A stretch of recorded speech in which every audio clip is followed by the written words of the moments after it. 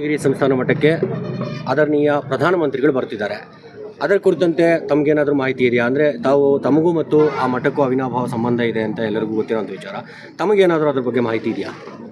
ಡೆಫಿನೆಟಾಗಿ ಈಗ ನನ್ನ ದೇಶದ ಹೆಮ್ಮೆಯ ಪ್ರಧಾನಮಂತ್ರಿಗಳಾದ ನರೇಂದ್ರ ಮೋದಿಜಿಯವರು ಇದೇ 15ನೇ ತಾರೀಕು ಆದಿಚುಂಚನಗಿರಿ ಮಠಕ್ಕೆ ಶ್ರೀ ಗುರು ಭೈರವೈಕ್ಯ ಸ್ಥಾಪನಾ ಒಂದು ಕಾರ್ಯಕ್ರಮದಲ್ಲಿ ಭಾಗವಹಿಸೋದಕ್ಕೆ ಬರ್ತಿದ್ದಾರೆ. ನನ್ನ ಪೂಜ್ಯ ಗುರುಗಳಾದ ಶ್ರೀ ಶ್ರೀ ನಿರ್ಮಲಾನಂದ ಸ್ವಾಮಿಗಳು ನನಗೆ ಕರೆಯನ್ನು ಮಾಡಿ ನನಗೊಂದಷ್ಟು ಜವಾಬ್ದಾರಿಗಳನ್ನು ಕೊಟ್ಟಿದ್ದಾರೆ. ಅದೇ ರೀತಿ ಆ ಜವಾಬ್ದಾರಿಗಳನ್ನು ನಿರ್ವಹಿಸುವಂಥ ಕೆಲಸ ನಾವೆಲ್ಲರೂ ಮಾಡ್ತಾಯಿದ್ದೀವಿ. ಈ ಮುಖಾಂತರ ಇಡೀ ನನ್ನ ಚಿಕ್ಕಬಳ್ಳಾಪುರದ ಜನತೆಗೆ ನಾನು ಕೇಳ್ಕೊಳೋದೇನಂತಂದರೆ, ಏನು ನರೇಂದ್ರ ಮೋದಿಜಿಯವರು ಬರ್ತಿದ್ದಾರೆ, ಇಡೀ ನಮ್ಮ ಚಿಕ್ಕಬಳ್ಳಾಪುರದ ಜನತೆ ಆವತ್ತು ಆದಿಚುಂಚನಗಿರಿ ಮಠದಲ್ಲಿ ಹೋಗೋಣ, ನರೇಂದ್ರ ಮೋದಿಜಿಯವರ ಜೊತೆ ಈ ಒಂದು ಪುಣ್ಯ ಕಾರ್ಯದಲ್ಲಿ ಪಾಲ್ಗೊಳ್ಳೋಣ.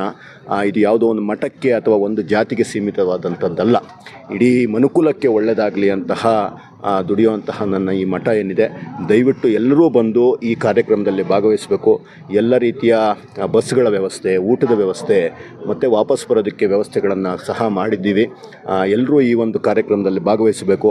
ನರೇಂದ್ರ ಮೋದಿಜಿಯವರನ್ನು ಕಣ್ತುಂಬ್ಕೊಳ್ಳೋ ಅಂಥ ಕೆಲಸ ಕೂಡ ಈ ಮುಖಾಂತರ ಆಗಲಿ ಅಂತ ನನ್ನ ಜನತೆಗೆ ನಾನು ಕೇಳ್ಕೊತಾ ಇದ್ದೀನಿ ಸರ್.